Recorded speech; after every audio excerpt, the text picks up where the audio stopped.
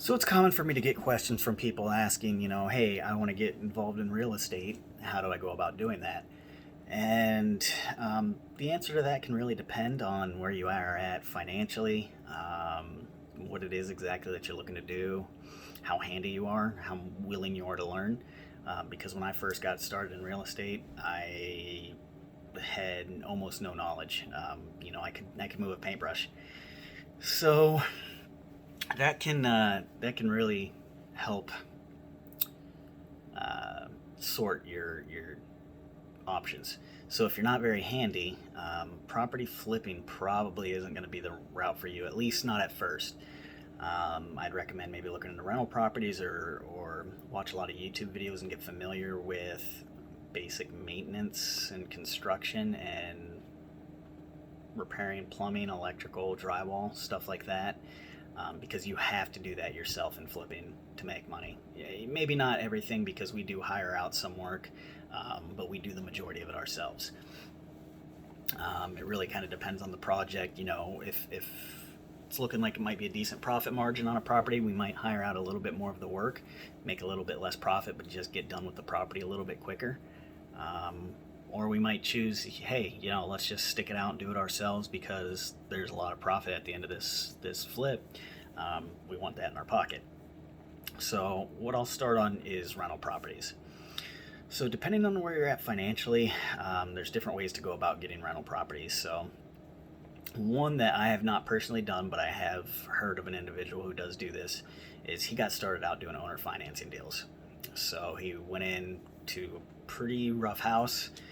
The owner wanted something like $15,000 for the house. He can't afford that cash. So he's in a land contract with this guy who had that as an option, and he put $1,000 down. His monthly payments were something like $200 a month for 5 years. And with that, he took ownership of the property, and what he immediately started doing was cleaning it up, freshening up the paint. He hand built some cabinets because it was missing cabinetry. He had to get kind of creative with certain things, going to Habitat for Humanity Restore to make sure that he's able to get things in the property that it needed. It might not have been the prettiest thing, but there are people who are going to rent pretty much any property. You definitely want to make sure you're screening, which is a completely different topic. Yeah, any property you can rent out as long as it's habitable. The nicer the better. I prefer to make my units nicer every single time that they go to be rented out. But this guy started off basic, and after 5 years, the property was fully paid off. He had it fully rented, except for maybe a month during those 5 years, making, I think it was about $300 a month cash flow. So, that's $3,600 a year, assuming no maintenance. Over 5 years, that's, 15,000 and change, $18,000 over 5 years. So it paid for itself, and he made some profit too. So that was nice. And what I recommend is, if you're not a homeowner, you go down the FHA financing route. So FHA is the First Time Home Buyers Administration, something like that, and they will help you purchase a house as a first-time home buyer with 3.5% down, and you can buy a 1, 2, 3, or 4 unit property, which is what I did. I bought a 4-unit property with an FHA loan, only needing 3.5% down, and at the end it wasn't even that much down because the seller helped pay for some closing costs, and I got some property tax credits. I think I was only out of my pocket basically like 1.5% to take ownership of the property. But what they want you to do is live in one of the units for a year, and then after that you're free to move, buy a new house, go to a rental, stay where you're at. But on my 4-unit property, at first, I've done renovations over the years to help increase the rental value, but at first, I think I was making $2,000 a month revenue.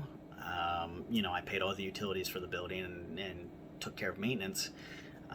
But that was plenty enough to cover the mortgage, cover maintenance, cover utilities. I've never lost money on these properties. I've made quite a bit of revenue over the years, good profit. You can buy a duplex if you want. If you just want, hey, somebody to pay my mortgage, that next door neighbor can do that for you. You know, and if it's going to be living next to you, you know, if you can tolerate being the landlord and collecting the rent check every month, you're good to go. You just made yourself a free house, basically. You're not paying to live somewhere. To really start making profit, you're going to need to have a triplex or quadplex, especially if you're living in it. But get a realtor, see what's out there. I'll post a link to the FHA's website so you can read a little bit about it. And then if you have any questions, just leave it in the comments and maybe I can address it for you. And then besides that, so we just discussed rentals, so now we'll talk about flipping. Flipping, you need a lot of cash to get started. Not just like $10,000-$20,000. I mean, you need to have probably at least the equivalent of, and it depends on your market, but Cleveland area, I'd say you want to have at least $35,000 cash, and then some lines of credit. So definitely set up an LLC is what I'd recommend. Helps protect you. Hopefully your personal credit's good. That definitely helps. So I'd recommend taking out some 0% interest credit cards through a business. Just using those for business purchases, get the rewards back, and helps free up some of that cash that you might want to have on hand while you're flipping. And you're definitely going to need to be handy. You're going to have to do a lot of that work yourself. You can't hire it all out. You can't hire most of it out, especially when you're starting out, unless you're into a couple $100,000 properties, where profit margins might be really large. You're definitely going to be doing a lot of legwork. So the plumbing, the electrical, a lot of drywall, the painting, hanging cabinets, cutting countertops, putting up trim, refinishing floors. That's all going to be something that you're going to have to do. And at first it's going to be really hard because you might not have a lot of the tools and you're going to have to acquire those over the course of a couple flips. But, you know, there's ways that you can get that money. So one is just to have it. You know, some of us are in that position to where you just have that money on hand. I wasn't that lucky when I was starting out. So me and my partner each put in something like $5,000 cash each. And then on top of that, we were able to take out a loan since we had good credit for about $35,000. And it was just a personal loan, no strings attached, and that had a monthly payment of, I want to say, $640 a month. So what we did is we used that loan's proceeds to help pay the loan at first whenever we didn't have a lot of cash on hand. We bought our first property for about $25,000. We did a lot of the work ourselves. A lot of the purchases went on those 0% interest credit cards so we could keep cash on hand for when we did need it.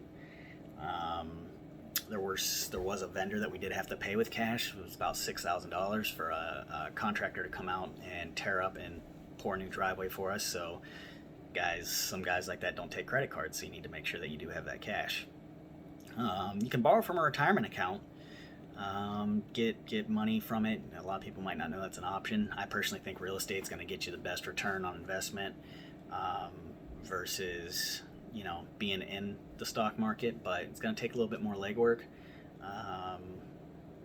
But I definitely know that I'm going to get more money from investing in real estate, flipping properties, or investing in rentals than I will at work in the S&P 500.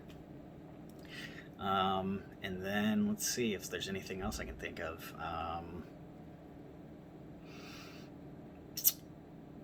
Nothing really. I mean, flipping's hard to get into, but I can answer more questions about that if anybody's got specifics, but I just kind of wanted to touch on it briefly. But that's a little bit of recommendations on how you can get started in real estate. It's hard. Coming up with the cash at first is the hardest part.